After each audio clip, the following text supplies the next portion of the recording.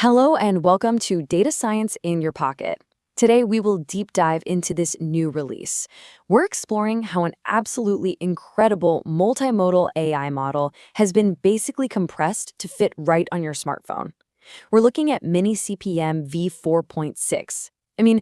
Just imagine having a system that can literally see, read, analyze images, and even understand video all running locally on your mobile device. No internet connection needed. That is the reality we're unpacking today. All right, so here's our roadmap for today.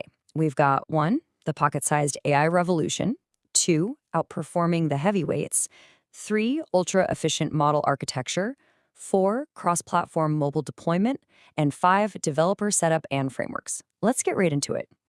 Section 1, the pocket-sized AI revolution. So the foundation of this whole shift really comes down to 2 core components. First up, we have SIGLIP 2-400M, which handles all the visual processing. And then we pair that with the QN 3.5-0.8b language model. By combining these two, MiniCPM-V 4.6 packs some seriously robust multimodal capabilities. Whether you're looking at a single image, multiple images, or even continuous video, it handles the whole shebang with a tiny footprint that operates completely on device. Moving on to Section 2, outperforming the heavyweights. Now, it's pretty easy to just assume that smaller models automatically sacrifice intelligence, right? But one key metric proves that completely wrong, and that is the number 13. This small but mighty model actually scores an impressive 13 on the Artificial Analysis Intelligence Index. Just to put that into perspective for a second, it completely beats its own base model, QN 3.5-0.8b, which scored a 10. And it even outsmarts the significantly larger Ministrel 330b model, which scored an 11. How crazy is that? But wait, it gets better. It achieves these high scores with absolutely massive computational efficiency. We're talking a 19 times token cost reduction over the base QN model, and a staggering 43 times reduction compared to the QN thinking model. So what does that actually mean for you? You're essentially getting superior vision and language performance, but for a mere fraction of the operational cost. It's a real game changer. Section 3. Ultra-efficient model architecture. Okay, so let's peek under the hood. The secret sauce behind all this efficiency is a mixed visual token compression technique. It's based on the latest techniques found in Lava UHD v4. And basically, the model intelligently compresses visual tokens. By doing this, it cuts down the visual encoding computation flops, which, are just the mathematical operations required by our hardware, by more than 50%. Because of this, the model hits roughly 1.5 times the token throughput compared to its standard QN counterpart. But the cool part is, you aren't locked into just one way of doing things. Developers have complete control here. You can flexibly switch between 2 different modes. There's the highly compressed 16 by downsample mode, which aggressively merges tokens for maximum speed and efficiency. Or on the flip side, you can use the 4x downsample mode. This one retains 4 times more tokens, so you'd switch over to this when you really need that finer visual detail for complex image analysis. All right, Section 4, cross-platform mobile deployment. So how does all this theoretical efficiency translate to the real world?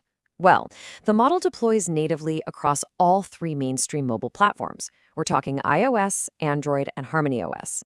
The documentation even includes raw, unedited screen recordings showing the model running buttery smooth on devices like the iPhone 17 Pro Max and the Redmi K70.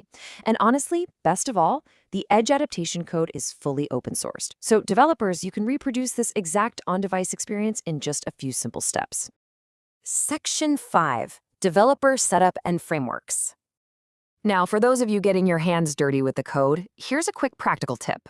When you're loading the model, you might run into some environment errors with Torch codec during video decoding, usually related to CUDA compatibility. Don't panic. The source docs offer 2 super easy fixes. Step 1, you can just swap out Torch codec for PyAV in your installation. That supports both image and video inference without those strict CUDA constraints. Or Step 2, just make sure your CUDA version is strictly pinned to match your environment when installing Torch. Once you've got it installed, the ecosystem support is just incredibly broad. It integrates seamlessly into frameworks like VLLM and Llama, and it even supports fine-tuning through Swift or Llama Factory. Crucially, the team provides multiple quantized variants right out of the box, formats like GGUF, BNB, and AWQ. If you're not familiar, these are basically pre-compressed formats designed specifically to make this massive model run perfectly on limited consumer hardware without eating up all your available memory. To really get the most out of the model, you can fine-tune some advanced parameters in your chat template to optimize exactly how it processes inputs. For example, max_slice_nums controls how high-resolution images are split up, so you can preserve vital detail. For video, max_num frames sets your overall sampling limit. And then there's stack frames, which allows you to composite subframes to help the model process continuous motion much more effectively. Also, for optimal performance, the developers highly recommend using flash attention too. It really accelerates processing and saves memory, which is an absolute lifesaver during heavy multi-image or video tasks. Oh, and they also provide a really handy regex utility function. Sometimes the model outputs escaped newline characters as string literals, right? Well, this utility safely normalizes that text back to actual newlines for your UI. It ensures the model's text formatting looks perfect while carefully protecting structured elements like code blocks and math equations. So, we'll end things today with this question.